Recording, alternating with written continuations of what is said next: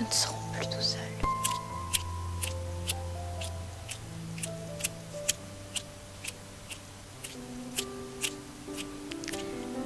Je suis contente de te retrouver ce soir. Nous étions arrivés juste avant que le petit prince commence à nous parler de sa fleur. Il était en larmes parce que l'aviateur n'avait pas pris au sérieux ce que lui juge important.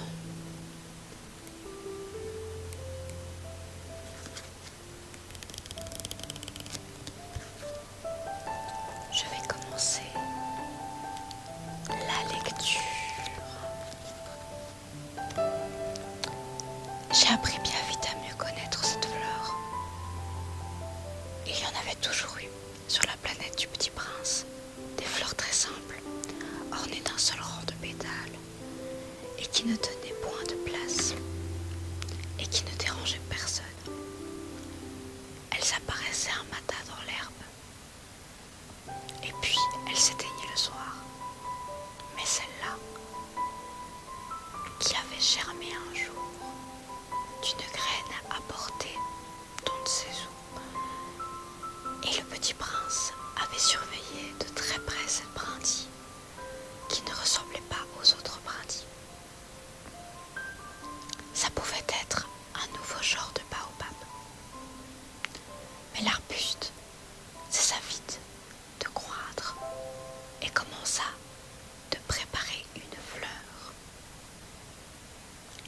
Le Petit Prince, qui assistait à l'installation d'un bourgeon énorme, sentait bien qu'il sortirait d'apparitions miraculeuses. Mais la fleur n'en finissait pas de se préparer à être belle, à l'abri de sa chambre verte. Elle choisissait avec attention ses couleurs. Elle s'habillait lentement. Elle ajustait ses pétales. Elle ne voulait pas sortir toute fripée comme les coquelicots.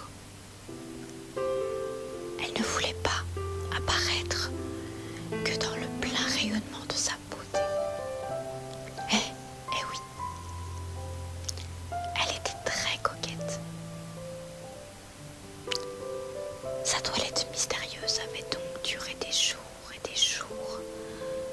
Et puis voici un matin, justement à l'heure du lever du soleil, elle s'est montrée. Et elle, qui avait travaillé avec tant de précision, dit en bâillant: Ah, je me réveille à peine. Je vous demande pardon. Je suis encore toute décoiffée. Le Petit Prince alors ne put contenir son admiration. Que vous êtes belle, n'est-ce pas? Répondit doucement la fleur. Et je suis née en même temps que le soleil. Le Petit Prince devina bien qu'elle n'était pas trop modeste, mais elle était si émouvante. C'est l'heure, je crois, du petit déjeuner, avait-elle bientôt ajouté. Auriez-vous la bonté de penser à moi? Et le Petit Prince, tout confus, avait été chercher un arrosoir d'eau fraîche, avait servi la fleur. Ainsi l'avait-elle bien vite tourmentée par sa vanité un peu ombrageuse. Un jour, par exemple, parlant de ses 4 épines, elle avait dit au Petit Prince: ils peuvent venir, les tigres, avec leurs griffes. Il n'y a pas de tigre sur ma planète, avait objectivé le Petit Prince. Et puis puis les tigres ne mangent pas des herbes? Je ne suis pas une herbe, avait doucement répondu la fleur. Pardonnez-moi. Je ne crains rien des tigres, mais j'ai horreur des courants d'air. N'auriez-vous pas un paravent? Horreur des courants d'air. Ce n'est pas de chance pour une plante, avait remarqué le petit prince. Cette fleur est bien compliquée. Le soir, vous me mettez sous clope. Il fait très froid chez vous. C'est mal installé, là d'où je viens. Mais elle s'était interrompue. Elle était venue sous forme de graine. Elle n'avait rien pu connaître des autres mondes. Humiliée de s'être laissée surprendre, apparaît un mensonge aussi naïf. Elle avait toussé 2 fois ou 3 pour mettre le petit prince dans son tort. Ce paravent, j'allais le chercher, mais vous me parliez. Alors elle avait forcé sa toux pour lui infliger quand même des remords. Ainsi le petit prince, malgré la bonne volonté de son amour, avait vite douté d'elle. Il avait pris au sérieux des mots sans importance, et il était devenu très malheureux. Je n'aurais pas dû l'écouter, me convient-il un jour. Il ne faut jamais écouter les fleurs. Il faut les regarder et respirer. La mienne embaumait ma planète, mais je ne savais pas m'en réjouir. Cette histoire de griffes, qui m'avait tellement agacée, eût dû m'attendrir. Il me convient encore. Je n'ai rien su comprendre. J'aurais dû la juger sur ses actes et non sur les mots. Elle m'empaumait et m'éclairait. Je n'aurais jamais dû m'enfuir. J'aurais dû deviner sa tendresse derrière ses pauvres ruses. Les fleurs sont si contradictoires. Mais j'étais trop jeune pour savoir l'aimer. Je crois qu'il profita, pour son évasion, d'une migration d'oiseaux sauvages. Au matin du départ, il mit sa planète bien en ordre. Il ramena soigneusement ses volcans en activité. Il possédait 2 volcans en activité. Et c'était bien commode pour faire chauffer le petit déjeuner du matin. Il possédait aussi un volcan éteint. Mais comme il disait, on ne sait jamais. Il ramena donc également le volcan éteint.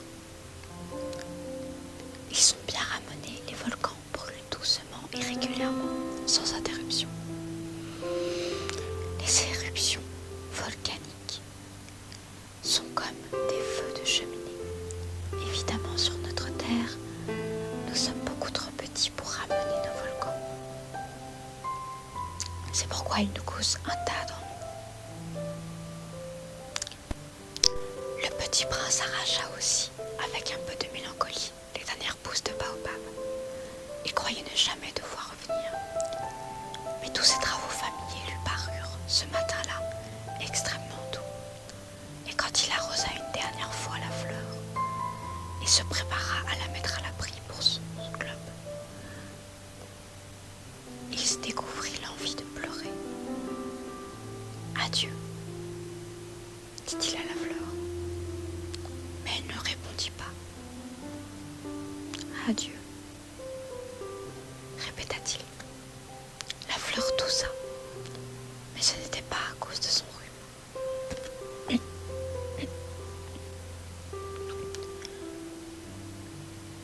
J'ai été sotte, lui dit-elle le matin.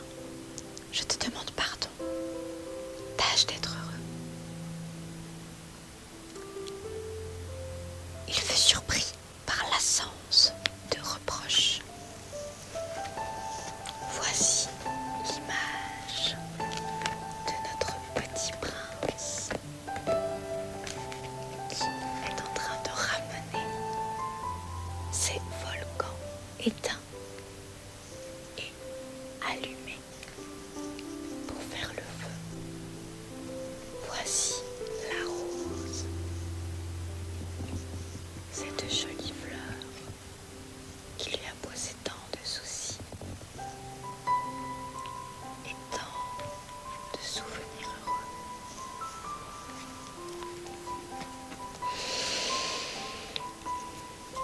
Il restait là, tout déconcentré, le globe en l'air.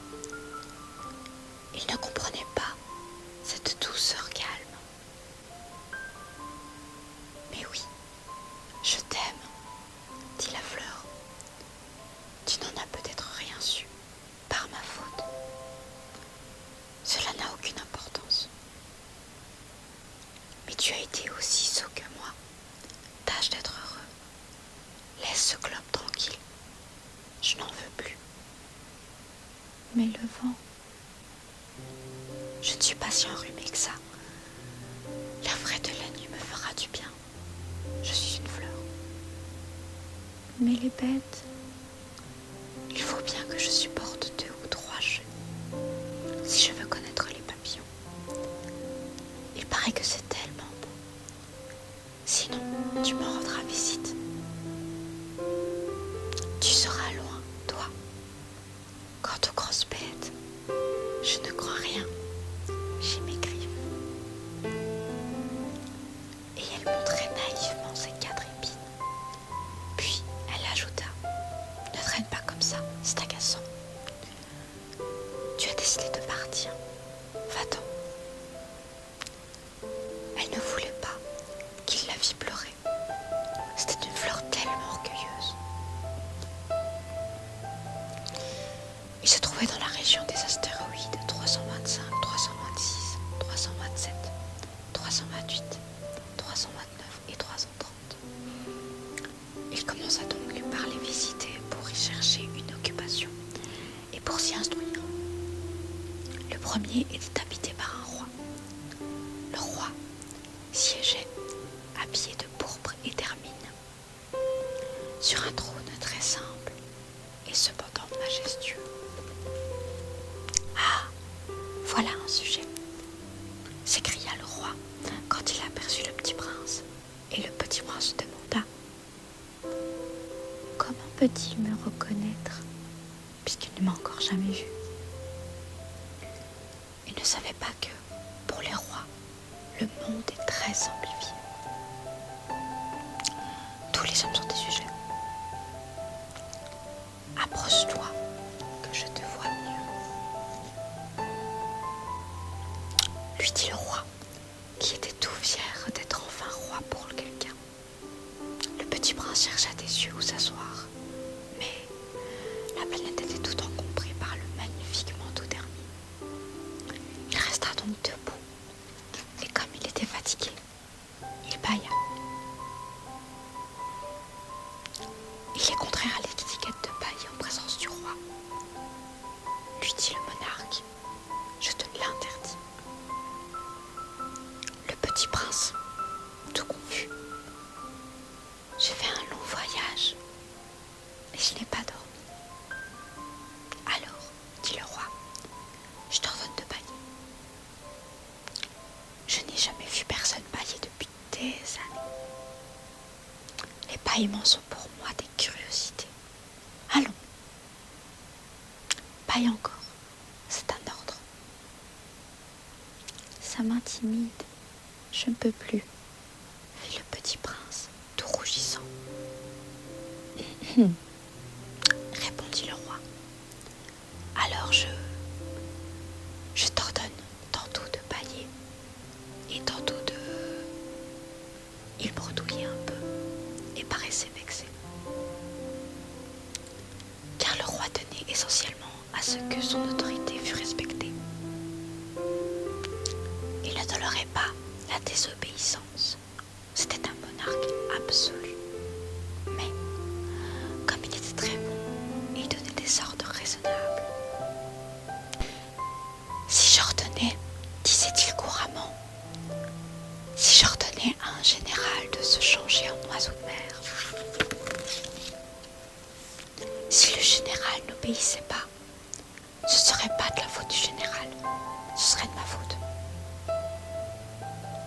Puis-je m'asseoir ? S'inquiétait timidement le petit prince. Je t'ordonne de t'asseoir, lui répond le roi, qui ramena majestueusement un banc de son manteau d'herbe. Mais le petit prince étonné, la planète était minuscule. Sur quoi le roi pouvait-il bien régner ? Sire, lui dit-il, je vous demande pardon de vous interroger. Je t'ordonne de m'interroger, se hâta de dire le roi. Sire, sur quoi régnez-vous ? Sur tout, répondit le roi, avec une grande simplicité. Sur tout ? Le roi d'un geste discret désigna sa planète, les autres planètes et les étoiles. Sur tout ça ? Dit le petit prince. Sur tout ça, répondit le roi. Car non seulement c'était un monarque absolu, mais c'était un monarque universel. Et les étoiles vous obéissent ? Bien sûr, lui dit le roi.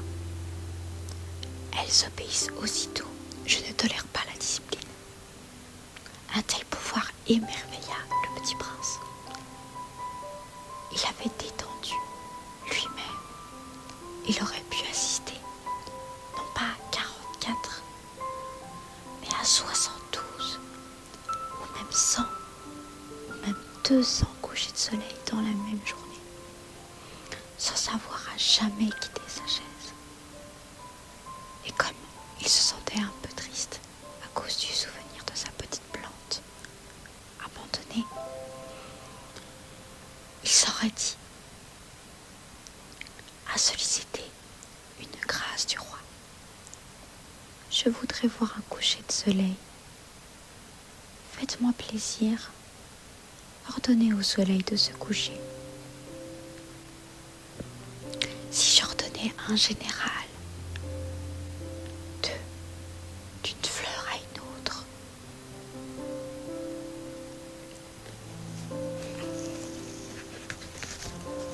et voici notre roi sur sa planète. Son manteau terminait tellement long. Il est tout seul, jusqu'à ce que le petit prince lui rende visite.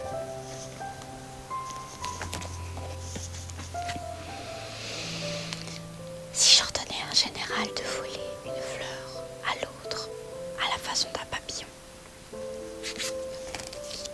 ou d'écrire une tragédie, ou de se changer en oiseau de mer, et si le général n'exécutait pas l'ordre reçu, qui, de lui ou moi, serait-il en dehors ?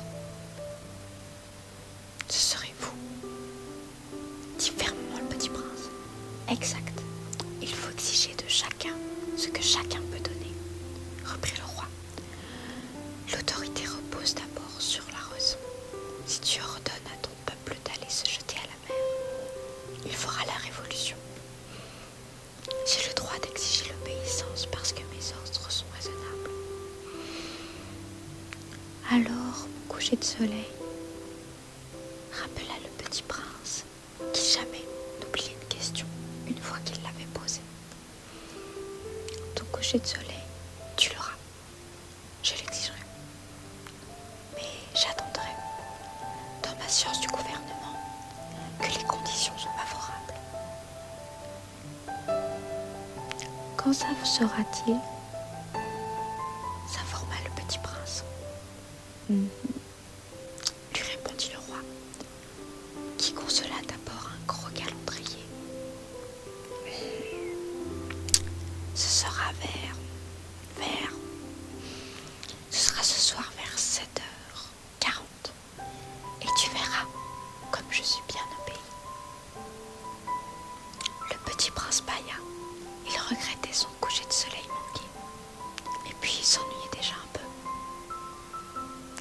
Je n'ai plus rien à faire ici, dit le roi.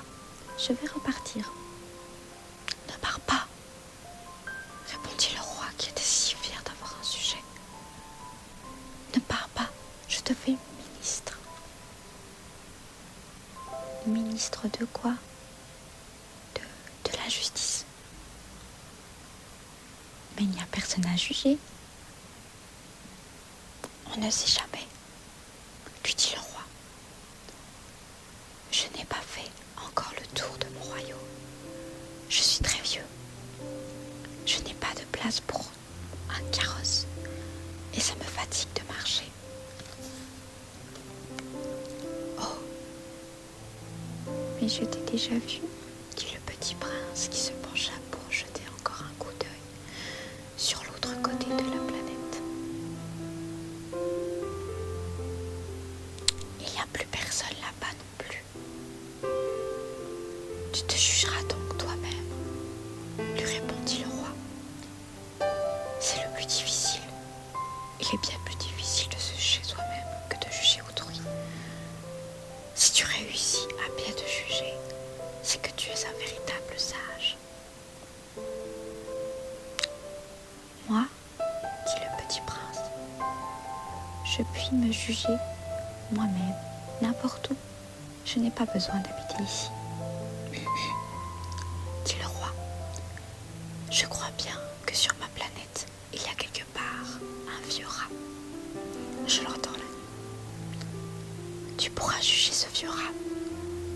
Tu le condamneras à mort de temps en temps. Ainsi, sa vie dépendra de ta justice. Mais tu le gracieras chaque fois pour l'économiser. Il n'y en a qu'un. Moi, répondit le petit prince, je n'aime pas condamner à mort. Et je crois bien que je m'en vais. Non, dit le roi. Mais le petit prince, ayant achevé ses préparatifs, ne voulut point bénir le vieux monarque. Si votre majesté désirait être obéie ponctuellement, elle pourrait me donner un ordre raisonnable. Elle pourrait m'ordonner, par exemple, de partir avant 1 minute. Il me semble que les conditions sont favorables. Le roi, n'ayant rien répondu, le petit prince hésita d'abord, puis, avec un soupir, prit le départ. Je te fais mon ambassadeur, se hâta alors le roi. Il avait un grand air d'autorité. Les grandes personnes sont bien étranges, se dit le petit prince en lui-même durant son voyage.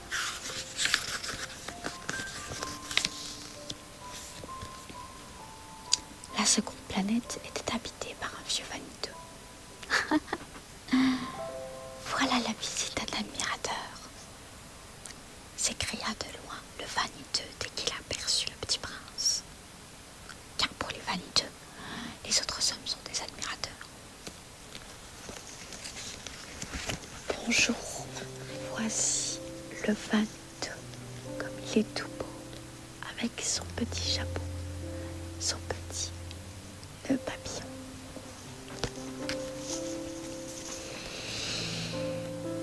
Bonjour, dit le petit prince. Vous avez un drôle de chapeau. C'est pour saluer, lui répondit le vaniteux.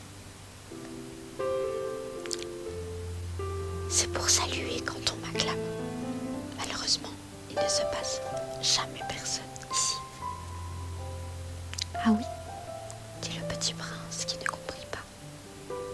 Frappe tes mains l'une contre l'autre, conseilla donc le vaniteux. Le petit prince frappa ses mains l'une contre l'autre. Le vaniteux salua modestement en soulevant son chapeau.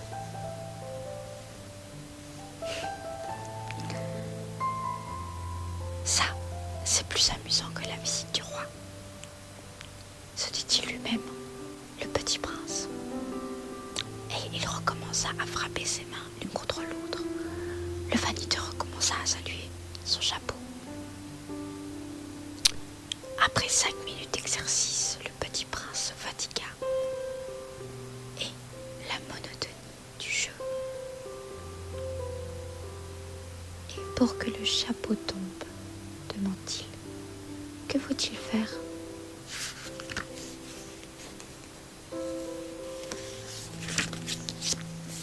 Mais le vaniteux ne l'entendit pas. Les vaniteux n'entendent jamais que les louanges. Est-ce que tu m'admires vraiment beaucoup ?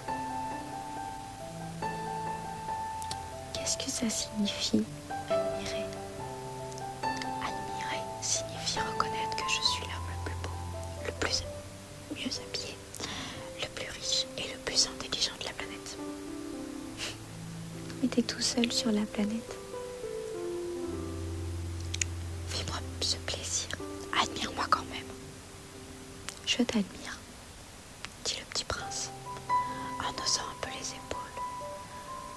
Mais en quoi cela peut-il bien t'intéresser ? Et le petit prince s'enfuit. Les grandes personnes sont décidément bien bizarres. Il se dit simplement en lui-même durant son voyage. La planète suivante était habitée par un buveur. Voici le buveur avec ses petites bouteilles, son nez rouge et son petit bac de bière, encore une fois, tout seul sur sa planète.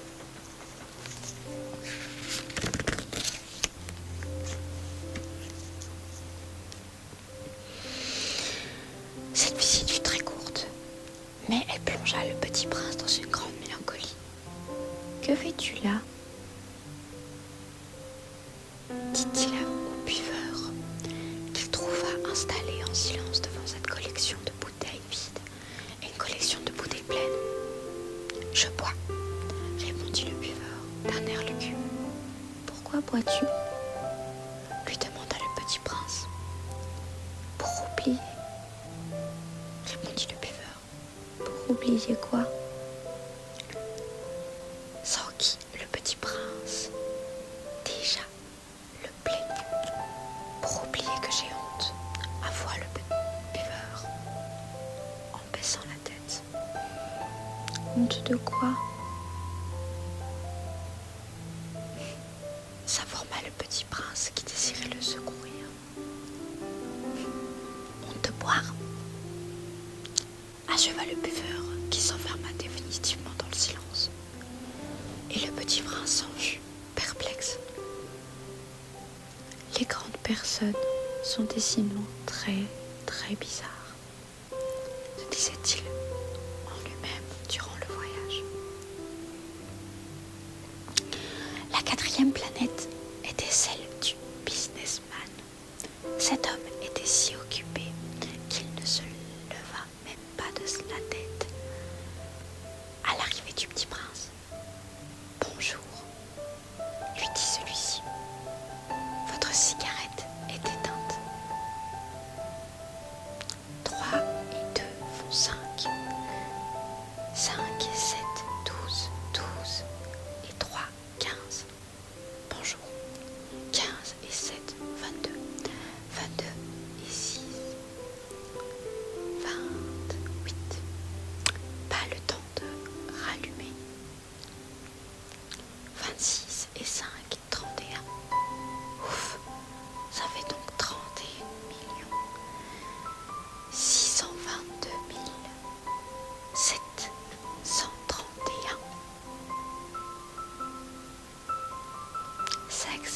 500 millions de quoi ?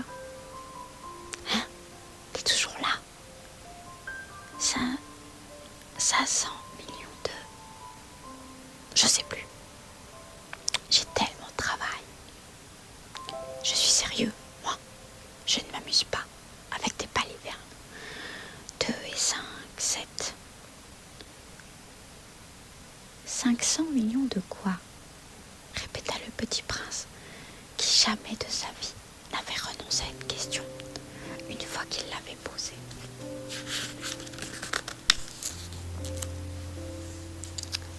assis notre businessman en train de compter toutes ces choses qui nous sont pour le moment inconnues. Le businessman leva la tête. Depuis 54 ans que j'habite cette planète-ci, je n'ai été dérangée que 3 fois. La première fois, ça a été il y a 22 ans, par un hanneton qui était tombé, Dieu sait d'où. Il répondait d'un bruit épouvantable. Et j'ai fait 4 erreurs dans une addition. La seconde fois, ça a été il y a 11 ans, par une crise de rhumanisme.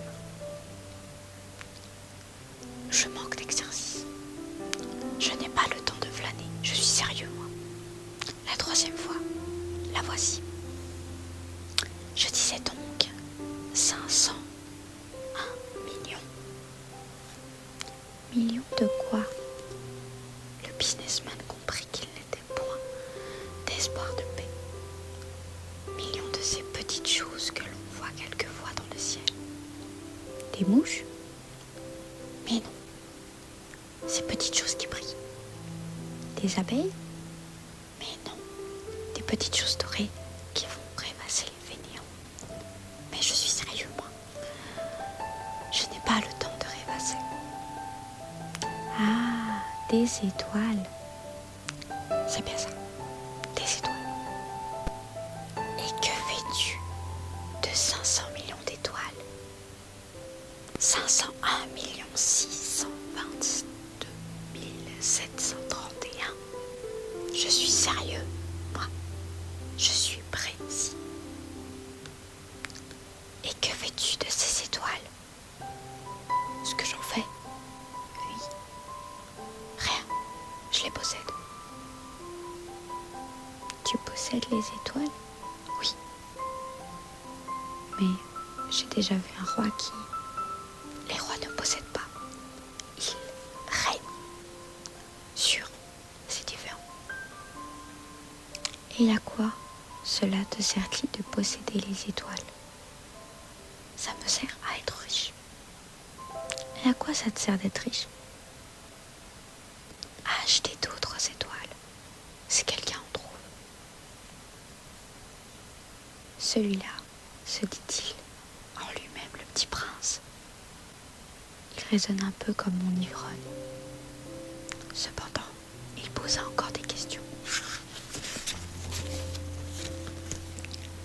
Comment peut-on posséder les étoiles?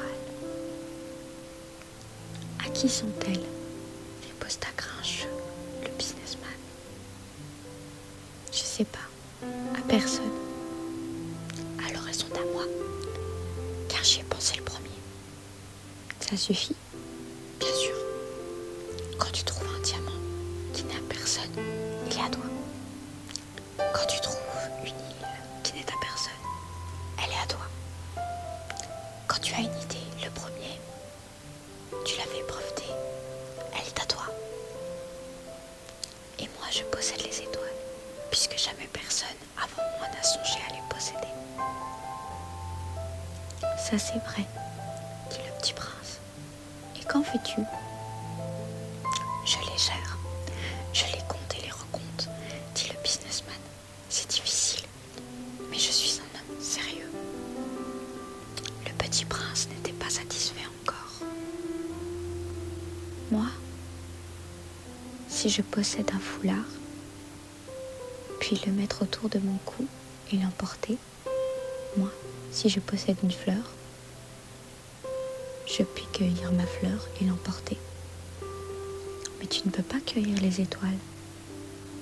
Mais non. Mais je puis les placer en banque. Qu'est-ce que ça veut dire? Ça veut dire que j'écris sur un petit bout de papier le nombre de mes étoiles. Et puis j'enferme à clé ce papier dans un tiroir. Et c'est tout? Ça suffit. C'est amusant, pensa le petit prince. C'est assez poétique. Mais ce n'est pas très sérieux. Le petit prince avait sur les choses sérieuses des idées très différentes des idées des grandes personnes. Moi, dit-il encore, je possède une fleur que j'arrose tous les jours. Je possède 3 volcans que je ramène toutes les semaines. Car je ramène aussi celui qui est éteint. On ne sait jamais. C'est utile mes volcans. C'est utile à ma fleur que je les possède. Mais tu n'es pas utile aux étoiles. Le businessman ouvrit la bouche, mais n'en va rien à dire.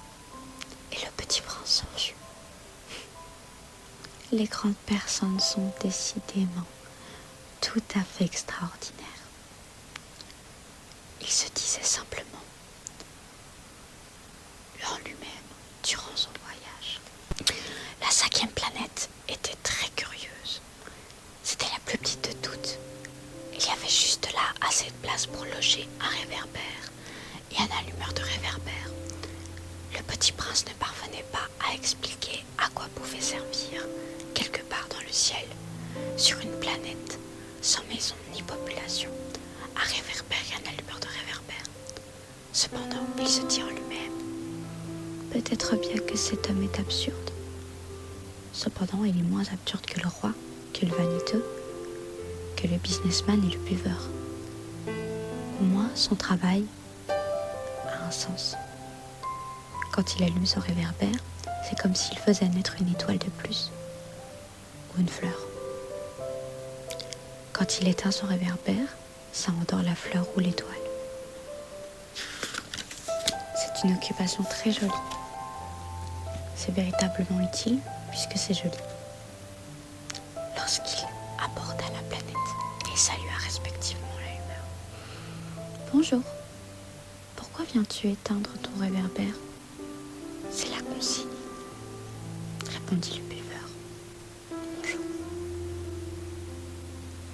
Qu'est-ce que la consigne?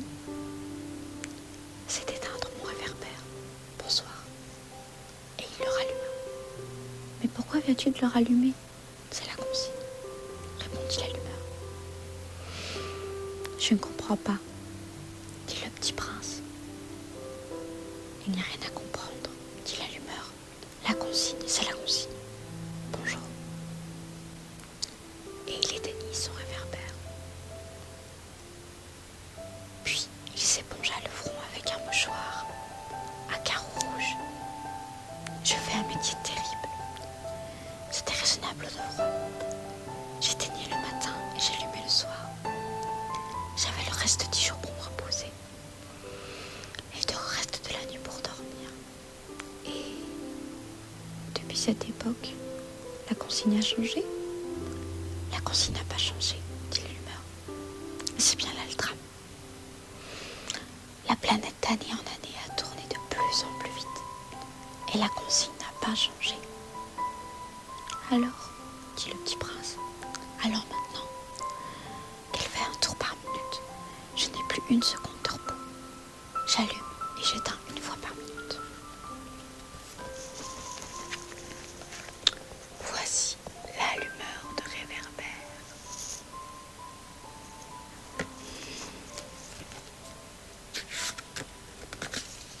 C'est assez drôle. Les jours chez toi durent 1 minute. Ce n'est pas drôle du tout, dit l'allumeur. Ça fait déjà 1 mois que nous parlons ensemble. 1 mois? Oui, 30 minutes, 30 jours. Bonsoir. Et il ralluma son réverbère. Le petit prince le regarda et il aima cet allumeur qui était tellement fidèle à la consigne. Il se souvint des couchers de soleil que lui-même allait autrefois chercher en tirant chasseur. Il voulait aider son ami. Tu sais, je connais un moyen de te reposer quand tu voudras. Je veux toujours, dit l'allumeur. Car peut-être à la fois fidèle et paresseux. Le petit prince poursuivit. Ta planète est tellement petite que tu en fais le tour en 3 enjambées. Tu n'as qu'à marcher assez lentement pour rester toujours au soleil. Quand tu voudras te reposer, tu marcheras. Et le jour durera aussi longtemps que tu voudras. Ça ne m'avance pas à grand-chose, dit l'allumeur. Ce que j'aime dans la vie, c'est dormir. Ce n'est pas de chance, dit le petit prince. Ce n'est pas de chance, dit l'allumeur. Bonjour. Et il éteignit son réverbère. Celui-là, se dit le petit prince, tandis qu'il poursuivait plus loin son voyage. Celui-là serait maîtrisé par tous les autres, par le roi, par le vaniteux, par le buveur, par le businessman. Cependant, c'est le seul qui me paraisse pas ridicule. C'est peut-être parce qu'il s'occupe d'autre chose que de soi-même. Il eut un soupir de regret et se dit encore. Mais sa planète est tellement petite.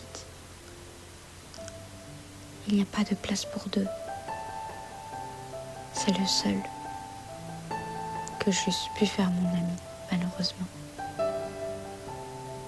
Ce que le petit prince n'osait pas avouer, c'est qu'il regrettait cette planète, bénie à cause, surtout, des 1440 couchers de soleil et 24 heures.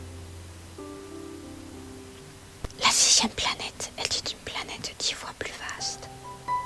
Elle était habitée par un vieux monsieur qui écrivait d'énormes livres. Tiens, voilà un explorateur, s'écria-t-il quand il aperçut le petit prince. Le petit prince s'assit sur la planète,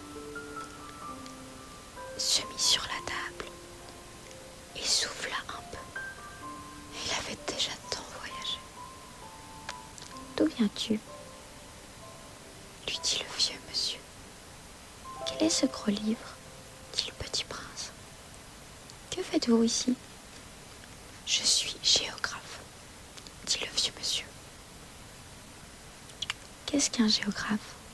C'est un savant qui connaît où se trouvent les mers, les fleuves, les villes, les montagnes et les déserts. Ça, c'est bien intéressant, dit le petit prince. Ça, c'est enfin un véritable métier.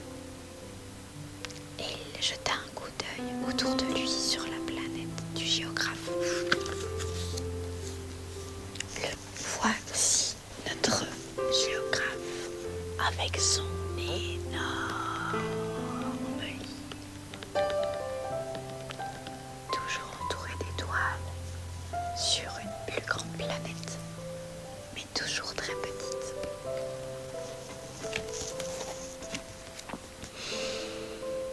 Il n'avait jamais vu encore une planète aussi majestueuse. Elle est belle, votre planète. Est-ce qu'il y a des océans ? Je ne peux pas le savoir. Je suis le géographe. Ah, le petit prince était déçu. Et des montagnes ? Je ne puis pas le savoir, dit le géographe. Et des villes, et des fleuves, et des déserts ? Je ne puis pas le savoir non plus, dit le géographe. Mais vous êtes géographe. C'est exact, dit le géographe. Mais je ne suis pas explorateur. Je manque absolument d'explorateurs.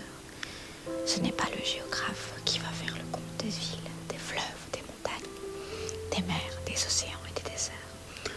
Le géographe est trop important pour flâner. Il ne quitte pas son bureau. Mais il reçoit les explorateurs, il les interroge et il prend note de leurs souvenirs. Et si les souvenirs de l'un et des autres lui paraissent intéressants, le géographe fait faire une enquête sur la moralité de l'explorateur. Pourquoi ça ? Parce qu'un explorateur qui mentirait entraînerait des catastrophes dans les livres de géographie. Et aussi un explorateur qui boirait trop. Pourquoi ça ? Fit le petit prince. Parce que les ivrognes voient double. Alors le géographe noterait 2 montagnes, là où il n'y en a qu'une seule. Je connais quelqu'un, dit le petit prince, qui serait un mauvais explorateur. C'est possible, quand la moralité de l'explorateur paraît bonne, on fait une enquête sur sa découverte. On va voir? Non, c'est trop compliqué. Mais on exige de l'explorateur qui fournisse des preuves. Il s'agit par exemple de la découverte d'une grosse montagne. On exige qu'il rapporte de grosses pierres. La géographe, soudain, s'émeut. Mais toi, tu viens de loin. Tu es explorateur. Tu vas me découvrir ta planète. Et le géographe, ayant ouvert son registre, derrière son crayon, on note d'abord un crayon, les récits des explorateurs. On attend pour noter à l'encre que l'explorateur ait fourni des preuves. Alors, interrogea le géographe. Oh, chez moi, dit le petit prince, ce n'est pas très intéressant. C'est tout petit. J'ai 3 volcans, 2 volcans en activité, 1 volcan éteint. Mais on ne sait jamais. On ne sait jamais, dit le géographe. J'ai aussi une fleur. Nous n'entendons pas les fleurs, dit le géographe. Pourquoi ça? C'est le plus joli. Parce que les fleurs sont éphémères. Qu'est-ce que signifie éphémère? Les géographies, dit le géographe, sont les livres les plus sérieux de tous les livres. Elles ne démodent jamais. Il est très rare qu'une montagne change de place. Il est très rare qu'un océan se vide de son eau. Nous écrivons des choses éternelles. Mais les volcans éteints peuvent se réveiller. Interrompt le petit prince. Qu'est-ce que signifie éphémère? Que les volcans soient éteints ou soient éveillés. Ça revient même pour nous autres, dit le géographe. Ce qui compte pour nous, c'est la montagne. Elle ne change pas. Mais qu'est-ce que signifie éphémère? Répéta le petit prince qui, de sa vie, n'avait jamais renoncé à une question une fois qu'il l'avait posée. Ce signifie qu'il est menacé de disparition prochaine. Ma fleur est menacée de disparition prochaine? Bien sûr, ma fleur est éphémère, s'est dit le petit prince.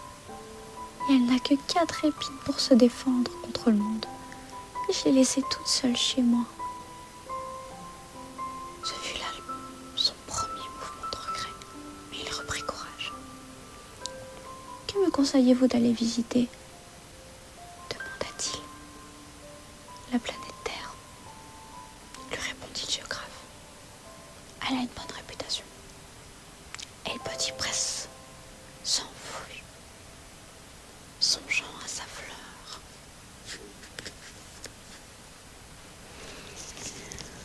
Voici notre petit prince qui découvrit la terre dans le sable du Sahara.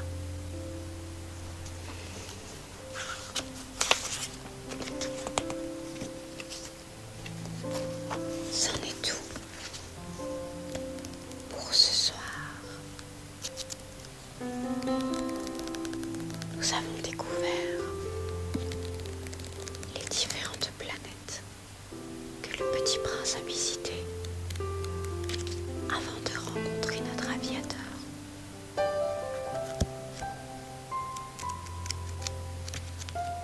Il y a encore plein d'aventures que nous allons découvrir par la suite.